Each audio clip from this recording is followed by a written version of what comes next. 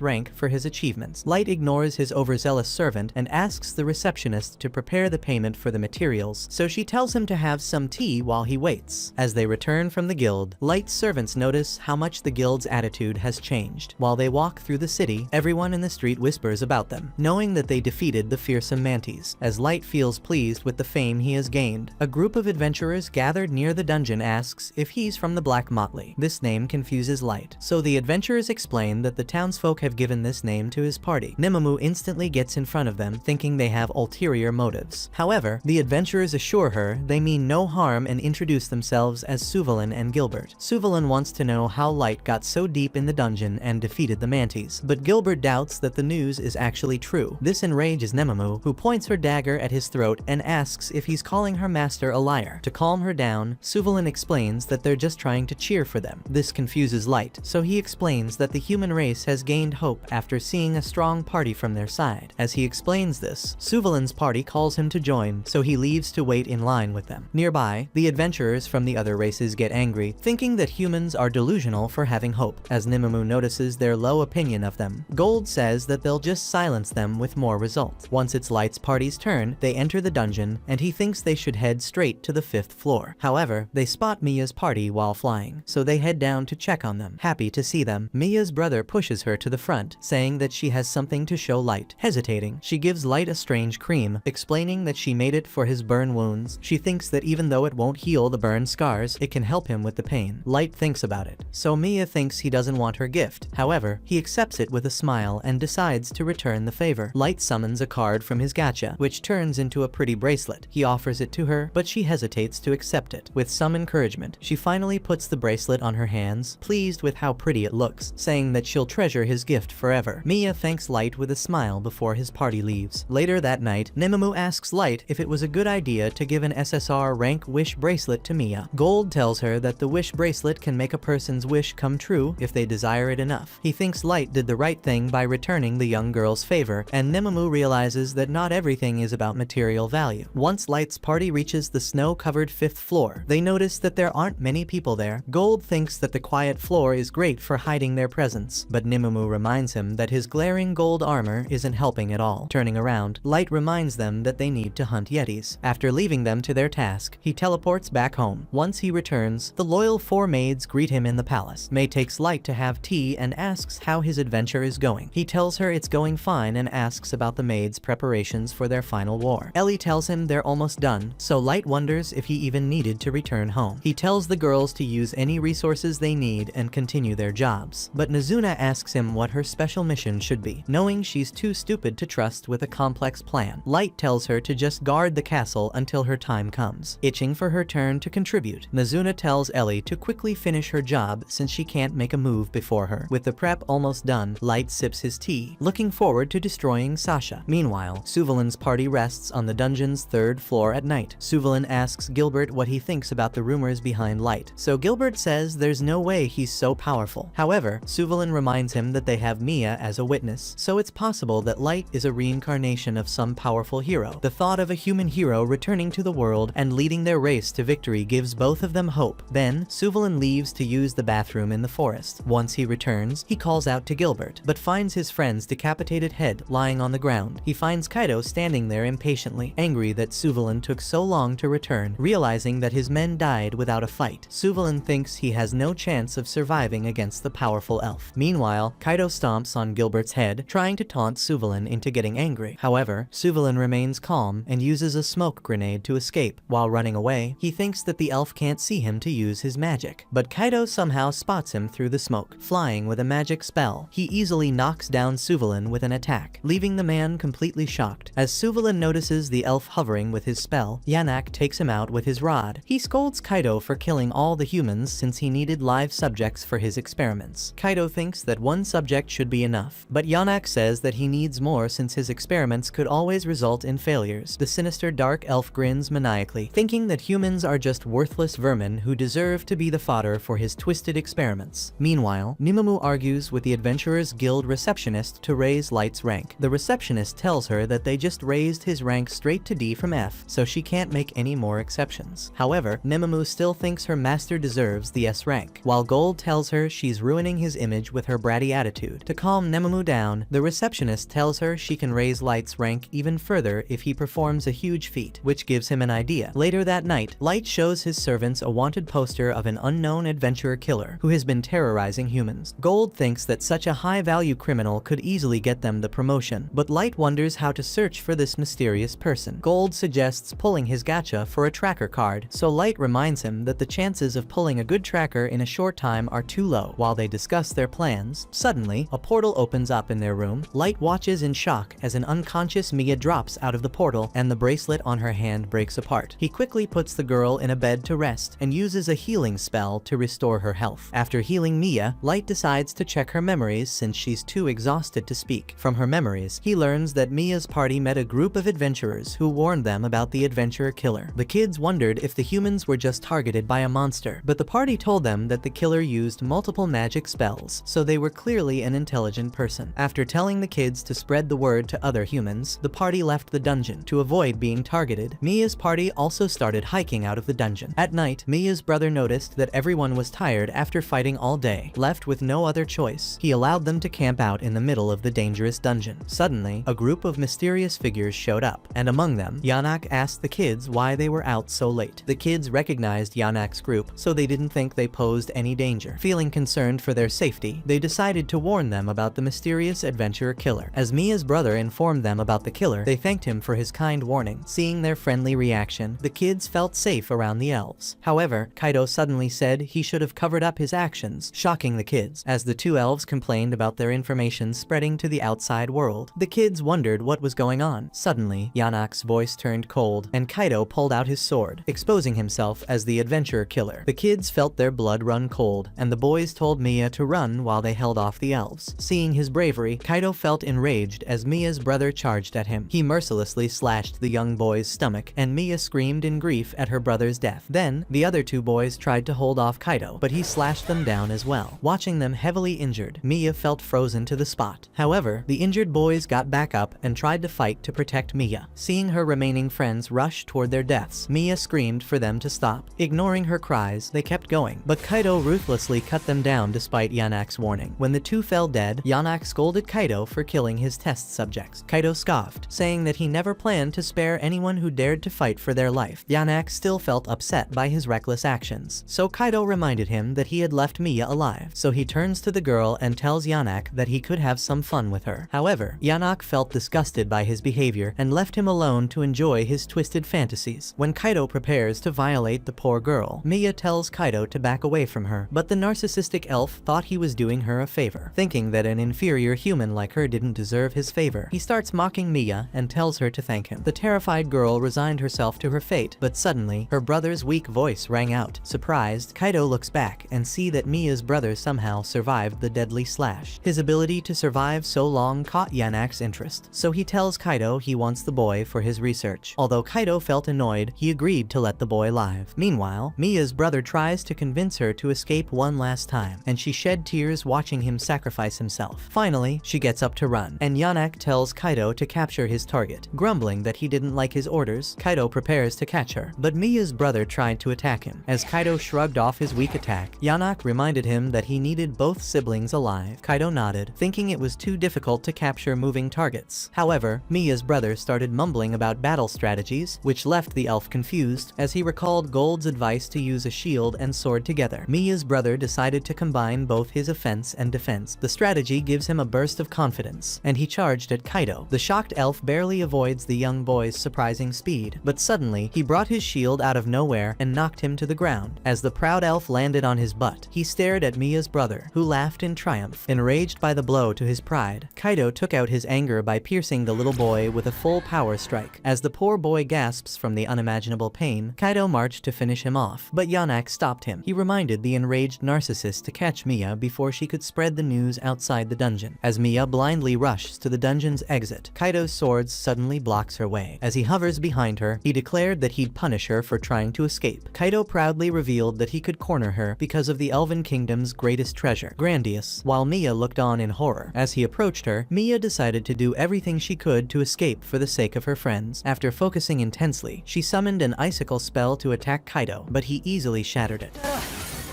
Using the moment of distraction, Mia tried to run again, but Kaido knocked her down. He proudly told the girl she should accept her fate as a legendary hero's servant. However, she firmly told him that he's a loser who could only bully the weak. Hearing her words, Kaido got stunned and recalled all the times his fellow elves mocked him. Since Kaido acted like a prick around them, they all hated him and called him a bully who rose to the top using his status. While he recalled the hurtful memories, Mia kept calling him a spineless piece of trash, which enraged him even more. Unable to bear his hurt ego, he unleashed a powerful attack to finish her off. At that moment, Mia desperately wished Light was there. Just then, her bracelet activated and teleported her outside the dungeon. As the memory finally ends, Light clutches Mia's bracelet in his hand. Gold and Nemamu ask him what to do next, and he quietly tells them to move out. Back in the dungeon, Yanak finishes healing Mia's brother. When Kaido returns, Yanak asks him if he captured Mia, but Kaido has no idea where she went. Yanak is shocked that an elite elf soldier could lose track of a child, so Kaido tells him she randomly teleported into thin air. Shocked, Yanak refuses to believe him, since he thinks a human couldn't possibly own a precious teleportation item. Yanak realizes they're in deep trouble. He tells Kaido that if the human guild spreads this news, the elves might hear about him. Kaido also gets terrified thinking about it, since he actually stole Grandius away from the Elven Kingdom. He thinks about the terrifying elf White Knight army, whose leader is at level 3000 with a weapon surpassing his own. Feeling like he's doomed, Kaido starts stomping the ground. Yanak tries to calm him down, saying that they can fight back against the Elven army if he succeeds in his level limit breaking research. This gives Kaido some hope, and Yanak tells him to quickly hide so he can complete his research. Suddenly, Light appears in front of them, saying their time is up. Kaido recalls Light from the time he was humbled by him outside the dungeon, so he feels wary of him. However, Light ignores them and gently closes Gimra and Wordy's eyes, feeling sad for the bright young lives that were lost. Behind him, Gold informs him that Mia's brother, Ilio, is still alive. Watching the boy in Gold's arms, Yanak gets shocked since he was just treating him on the ground. Light heals the young boy and asks the elves why they inflicted so much suffering on the innocent children, as he recalls the young boys trying their best to earn money and support Mia's education. Light feels angered that it is all gone, thinking that he could have been friends with the boys in a different world. He turns around to make the elves pay for their crimes. Seeing his anger, Kaido tells him they're innocent. However, Light tells them that he saw Mia's memories, so he knows they're the culprits. This leaves the elves stunned, so Light reassures them that he hasn't reported anything to the Adventurers Guild. At this news, Kaido starts laughing, thinking he's got a lucky break. Thinking he can easily kill Light to silence him, Kaido says that fate has protected him from misfortune because he's a hero. Light laughs, saying that the reason he didn't tell the guild is that he wants Kaido for himself. He tells the royal scumbag that he'll make him suffer pain worse than death for hurting his friends. Finally, Light firmly declares that he'll end Kaido's life with his own hands after punishing him, and tells Gold and Nemamu to stay out of his fight. As they back off, Light starts walking towards Kaido. Enraged that a human cursed him out, Kaido tries to attack Light with his sword. However, he easily stops his attack in its tracks with just his staff. As Yanak stares in shock, Light taunts Kaido, asking if that's all he's got. Angered, he keeps blindly slashing at Light, who effortlessly blocks every single strike. Watching the battle, Yanak thinks there's no way that a human child can defend against an elf soldier's attacks so easily. Meanwhile, Kaido Kaido keeps swinging his sword, desperately hoping to hit Light with a lucky strike, light-sized, before parrying his sword away. Then, he punches Kaido straight in the gut, knocking the wind out of his lungs. Light taunts him, saying that he should try not to die from his practice punches. Despite getting thrashed like a kid, Kaido still thinks he's superior to humans. He gets back up and summons his Grandius, which creates several magic swords in the sky. With the magic weapon's power, Kaido thinks he's invincible against Light and launches the swords towards him. The attack's power surprises Light, so he starts dodging them. As each sword strike lands on the ground, it creates a different elemental effect. However, Nimemu still thinks that Light can handle it with ease. In the air, Light praises the sword's power, but he thinks it's not powerful enough to threaten him. Suddenly, Kaido appears behind him, so he quickly blocks his attack. Watching Light block it, Yanak feels disbelief that he defended an all-out strike from Kaido's magic sword. Finally, Kaido accuses Light of cheating, saying that he fights like a warrior, even though he's dressed up as a mage. He starts stomping his foot in anger, thinking that humans are a bunch of scumbags who cheat their way to victory. Confused, Light tells him that he is indeed a mage, but Kaido refuses to believe him. Watching the elf so frustrated, Gold feels pity for Kaido, since Light's unlimited cards allow him to fight in any situation. Suddenly, Light creates multiple ice swords to attack Kaido, who tries to block it with his Grandius. The ice spikes rush forth, easily destroying each of Grandius's clones in front of the shocked elves. Refusing to give up, Kaido unleashes one final strike at Light, but Light destroys it along with the rest of his hopes and dreams. Seeing Light manipulate his ice swords as a barrier against Kaido's attack, Yanak felt numb from witnessing such overwhelming power. Finally, Light asks Kaido if he's done throwing his tantrum, and Kaido goes insane with rage. The arrogant elf thinks there's no way a human can defeat him, wondering how the Grandius can lose despite being a weapon used by a former maestro. Hearing the name of a maestro, Light gets surprised and asks Kaido what he knows about them. Kaido laughs and reveals that he was born with the blood of maestro, which makes him a sub-maestro himself. Hearing that Kaido's body is holding some interesting secrets, Light decides to capture him and Yanak to experiment on them, as he plans to suck all the secrets out of their brains. Gold and Nimemu corner Yanak. However, the scientist doesn't get scared in the slightest, and instead summons two horrific blood monsters. As the monsters take shape, he proudly brags about fusing several humans and monsters to create the vicious abominations. For the first monster, Yanak fused a rock lizard from the Elven lands, while he created the other one from a dungeon troll. When Light looks at the troll monster, he realizes that one of its faces belongs to the hopeful adventurer, Gilbert. Both Gold and Nememu feel disgusted by Yanak's horrific experiments, while he says that fusing different creatures is the best way to surpass their level limits. However, Yanak claims that he needs multiple humans to stabilize an experimental monster, so he needs thousands more to create his perfect Frankenstein. Watching him arrogantly blab about his crimes, Light clenches his staff in anger, as Yanak starts yapping that he's the hero who will lead the races into a new era. Light tells him to shut up. This snaps him out of his tantrum, while Light tells Gold and Nememu to put the human monsters out of their misery. He tells them to capture Yanak alive since he needs to be punished for his crimes. As the two of them get ready to fight, Yanak confidently calls his monsters to battle them. However, they slash through both monsters with just a single attack, finally liberating the tortured people trapped within them. As the monsters go down, the duo prepares to capture Yanak, but he remains calm. Somehow, the mutated monsters stand back up and easily regenerate their fatal wounds. While Yanak continues to boast, his monsters continue attacking the duo. Meanwhile, Kaido attacks Light to prevent him from helping them, so Gold and Nememu are left to fight alone. Facing the monster's true power, Gold taunts Nememu for losing her confidence, but she reminds him that he has also gotten serious. As the creatures continue driving them back, Yanak tells them to surrender and let him peacefully experiment on their bodies. Ignoring the insane elf, both of them decide to attack head-on and liberate the trapped people. After summoning their full power, Nememu and Gold unleash their ultimate attacks, which wrap the monsters with their bright flames, thinking that his beasts will easily shrug it off. Yanak keeps laughing. This time, his monsters don't regenerate, so he finally feels confused. Soon, the bright flames melt his hybrid monsters into a gooey puddle, and Yanak starts panicking. Suddenly, Nememu kicks him in his twisted nuts, bringing him down to his knees. Watching the pathetic scientist frothing on the ground, Gold feels bad for him, while Nememu thinks she needs to blowtorch her shoe to clean it. On the other hand, as Light forces Kaido back, the elf stares at him with fearful eyes. Light taunts him, reminding him of his arrogant bluster. Hearing his taunt, Kaido remembers Elio's smug face when he counterattacked against him. Angered to the max, Kaido gets back up to fight. He raises his sword into the air and unleashes its maximum power, which creates a raging beam of energy. Revealing that this is Grandius's final power, he proudly tells Light to submit to him. Light is impressed by Kaido's power as Kaido launches a devastating devastating cleave at him. Although Light dodges the attack, the sword leaves a gigantic crevice in the ground. Kaido keeps slashing at him, desperately hoping to win with one attack. As the sword keeps curving around him, Light realizes that the sword has transformed itself into a flexible whip with its magic. Watching the scene from a distance, Nemomo thinks that although the technique is impressive for Kaido's level, it can't even scratch Light's body. While continuing to dodge the attacks, Light tells Kaido that it's just a flashy performance. Enraged, Kaido tells him to face the attacks instead of dodging them, and so Light stops in his tracks and challenges Kaido to hurt his body with his strongest attack. Instead of realizing it's a trap, Kaido jumps up and slashes the sword down at Light, thinking he's strong enough to pulverize him. When the massive sword strikes Light, Kaido immediately loses all confidence after seeing what happens. Realizing Light is completely unharmed, he goes berserk and attacks him over and over. Kaido's tiny mind can't believe that a human would be unharmed after his strongest attack, so Light just shatters his magic blade with one blow. Then, he punches Kaido in the gut and sends him flying with another strike. As the elf struggles with his bloody face, Light tells him he's going to interrogate him. He calmly tells Kaido that he will only kill him once he has suffered enough for his crimes. Hearing this, the defeated elf finally drops to his knees. He begs Light to spare his life in exchange for all his secrets and the grandiose treasure. However, Light mocks him, saying that true heroes should fight to the end instead of begging for their lives like spineless cowards. He reminds Kaido that real heroes are like the young children he mercilessly slayed, who sacrificed themselves just for a chance to save their friend, refusing to let him go. Light tells Kaido he'll spare his life if he fights him again and damages even a single inch of his skin. Despite his offer, Kaido remains terrified and starts running away. Watching him run, Light uses a beam attack that pierces through his leg and leaves him handicapped. As he struggles with the wound, Kaido keeps whimpering and crying like an absolute wimp. Finally, Light walks up to him and states the obvious fact that Kaido is a spineless piece of garbage. After capturing the worthless elf, Light decides to bury the dead adventurers in his own abyss. While Light feels sad for the children, the elves shamelessly ask him about their fates. Nemomo shuts them up, and Light tells them he's got questions for them. While Yanak knows he's doomed, Kaido keeps asking him for mercy. Seeing him shamelessly beg for his worthless life after killing so many innocent people, Light feels enraged. Soon, he uses a teleportation spell that brings everyone straight to the throne room in his palace. After opening their eyes, the elves ask where they are. Light tells them they're in the abyss, which leaves them completely stunned. Yanak wonders why they've brought them to the most dangerous dungeon, so Nemomo explains that they live here. Shocked, Kaido says there's no way anyone could make a house in the abyss, so Nemomo starts stomping on the elves for yapping too much. Soon, Light's 4 head maids enter the throne room, happy to see their master. As they come in, they ask Light who the elves are, so he reveals that they're heinous criminals. Once the maids learn about the elves' horrific crimes, they all glare daggers at them. Each maid offers to unravel the elves' insides and extract their secrets by force, but Light tells them to keep their hands to themselves before he finishes questioning them. With Light's warning, they all calm down, so he turns to Gold and tells him to heal Leo, while he gets ready to bury Wordy and Gimra with Nemomo. Meanwhile, Yanak suddenly screams and starts acting as if Kaido had forced him to conduct his experiments. Shocked, Kaido also reveals that Yanak is the one who made him capture all those people as test subjects. As the two of them start fighting to prove their own worth, Light interrupts them. He reminds both arrogant elves about their past actions when they went around killing whoever they wanted. Light asks them if their helpless victims also asked for mercy, which leaves them speechless. Knowing they screwed themselves over, the elves stay silent, so Light leaves, saying he will simply return their own punishment to them. Afterward, he visits Mia, who finally wakes up from her slumber. She wonders where she is, so he tells her they're in his room. She is surprised, so Light explains that he has just returned from catching the adventurer killer. As she asks what happened to her friends, Light shows her brother sleeping safely nearby. However, he tells her that Wordy and Gimra couldn't make it, which brings tears to her eyes. Light hands her the remains of her friends. She begins to cry, and he quietly leaves the room. Walking in the hotel's hallway, Light thinks it's his fault for being so focused on revenge. He thinks that if he cared a little more for the people around him, he could have avoided hearing the painful sound of someone crying. The next day, Light informs the guild that the adventurer killer is actually a pair of elves. With the information he gathered, the receptionist thinks he deserves a promotion straight to the C rank. He is surprised, since he couldn't bring back any proof of capturing the criminals. However, she thinks that his intel alone and the 2 victims he saved from them are enough for the promotion. Later that night, Light talks to Mia and Elio at the inn. They inform him that they're leaving, and sincerely thank him for all his help. Light wonders what they'll do next, so they reveal that they'll return to their hometown. Surprised, Light thinks they could easily find a new party. However, Mia says that she's traumatized by her experience in the dungeon. She also thinks that her friends, Gimra and Wordy, gave her the courage to go on adventures in the first place, so she can't do it without them. Elio nods since he also doesn't want to continue without his friends, planning to return their remains to their hometown. Then, Light wonders if Mia will ever go to a magic school, so she tells him she'll self-study magic instead. After telling Light she'll be much stronger the next time they meet, Mia quietly asks if he will truly see her again. Light smiles and reassures her that they will, and she smiles back at him. The next day, Mia and Elio leave the inn, and Gold tells Light not to worry about them. Nemamu nods, thinking things will be better the next time they meet. Light agrees, thinking that he'll take the siblings to Werty and Gimra's real graves once he can reveal his true identity to them. Then, he turns around and informs Gold and Nemamu that he's heading back to the palace. After returning, he meets Ellie and May and asks them what they learned from the two elves. May hands him some papers containing all their findings, and Ellie explains that she used forbidden magic to draw the information from their brains. May also reassures him that she thoroughly interrogated the elves to double-check and verify all the information. As Light looks through the papers, Ellie explains that submaestros are simply those who have a blood relation with a maestro, while Ellie concludes that this blood relation allows submaestros to level up quicker than their peers. May reveals that a maestro could destroy the entire world if left unchecked. Light gets confused by this, thinking there's no way one person could destroy the whole world, as he wonders if there is more than one maestro alive in their world. The girls explain that they only got this information from a fuzzy memory. It turns out that Kaido heard this information from the Elven White Knight captain, so Light thinks their next stop is to find this person. Then, he asks both girls how Kaido and Yanak are doing, so Ellie shows them their current condition, seeing them bloodied and utterly shattered. Light thinks it's time to get rid of the living pieces of trash. He unleashes a special card called Dead Man's Banquet, which launches a horrifying mass of mouths on the elves. As the mouths rip and tear their bodies apart, they scream in unimaginable pain before finally disappearing forever. Once the elves are gone, Light asks Ellie about their main plan. She tells him that the preparations are complete, so they can start his revenge on Sasha whenever he wants. Ellie explains that Sasha is actually engaged to the vice captain of the Elven White Knights, so by capturing him, they can easily get leverage over her. Satisfied with her planning, Light tells her to begin the plan immediately. Meanwhile, Sasha sits with her fiancé, Michael, discussing the time she destroyed Light's hope. Michael thinks it must have been a fun experience, remembering all the times he has exterminated human villages. He tells Sasha that humans make pathetic faces while begging for their lives, and she agrees, thinking they're the ugliest creatures on earth. Michael thinks he's lucky to find a lady just as disgustingly racist as him. On the other hand, Light feels excited to finally get his revenge on Sasha, wanting to see the pathetic look on her face while begging him for mercy. Back in the elf continent, Sasha rides a carriage home, happy with her meeting with Michael. She thinks he's the best fiancé she could have gotten. Her maid feels proud of her, thinking about her upcoming marriage. Feeling shy, Sasha tells her it's still a while before her wedding, but the maid thinks she should begin her preparations already. Suddenly, their carriage stops abruptly as a thin man drops some goods in front of it. As his angry elf owner whips the malnourished man to make him work faster, Sasha thinks humans are completely useless. Just then, Light walks into a dark alley, and Sasha immediately recognizes him. Shocked, she gets off her carriage and runs towards him, thinking she must be mistaken about his identity. As she moves through the alleys, she realizes he's gone, and soon finds herself at a dead end. Thinking it was just her imagination, she feels relieved that Light isn't actually here. However, when she turns around, she finds a message from Light inviting her to meet him at the giant tower. Since this news is too much for Sasha to handle, she lets out a panicked scream. Soon, her maid comes rushing over, while Sasha thinks she's about to lose all of the rewards she got from her mission to kill Light. Watching her break down from a roof, Light tells Ellie to handle the rest. After getting his order, she starts fantasizing about how hard she's going to ruin Sasha for hurting her precious master. With all the preparations done, they turn around to begin the final part of their revenge plan. Elsewhere, in the Elven barracks, two soldiers named Anhia and Kia amuse themselves by throwing daggers at a helpless, bound man. Nearby, a perverted elf named Sharfat touches his human slave, while his partners, Must and the elf captain, watch in silent disgust. Sharfat tells his captain about Kaido's adventures with Yanak. He explains that Kaido went on a killing spree and was eventually killed by a human,